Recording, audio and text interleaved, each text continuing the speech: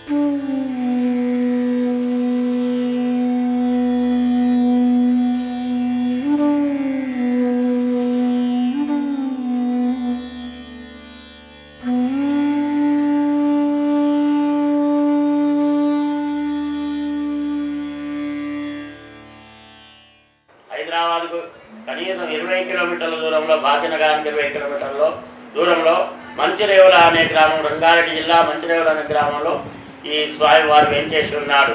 కానీ ఆ పూర్వము ఈ ఆలయం అడవిలోనే ఉండేది.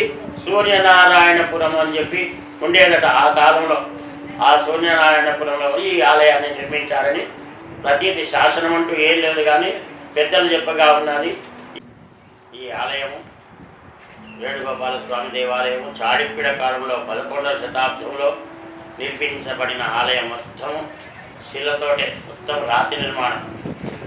ఇక్కడ దగ్గరలో ముచ్చుకుందా నది అని మూసీ నది ఉంది.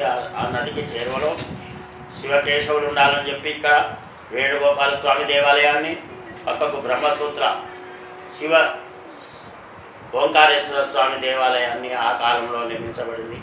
ఈ ఆలయం ప్రసిద్ధి చెందింది. భక్తుల కుంభ బంగారమై కోరిన కోరికలు తీర్చబడుతూ, సంతానం లేని వారికి సంతాన గోపాలుడై, వివాహం కాని వారికి కళ్యాణ గోపాలుడై ఈ శ్రీ వేణుగోపాల స్వామి భగవద్బంధువులందరికీ కూడా కోరిన కోరికలు ఇస్తూ ఈ ఆలయంలో ప్రతిరోజు నిత్యార్చన, రోజు నిత్య నైవేద్యము, మధ్యాహ్నం రాజభోగము, సాయంత్రము మహారాజభోగం నిర్వహిస్తూ ఈ ఆలయానికి ప్రతి శనివారం కూడా అభిషేకం, పంచామృత అభిషేకం జరుగుతుంది. కృష్ణాష్టమి రోజున 1008 కలశములతోటి అన్ని నదీ జలాలు, అన్ని సుగంధ ద్రవ్యాలు, అన్ని బావుల నీళ్లతోటి ఈ స్వామివారికి 1008 కలశాలతోటి అభిషేకం జరుగుతుంది. ప్రతి పండుగ కూడా శ్రీ స్వామివారికి అభిషేకాలు, నిత్య అర్చనలు జరుగుతూ ఉంటాయి.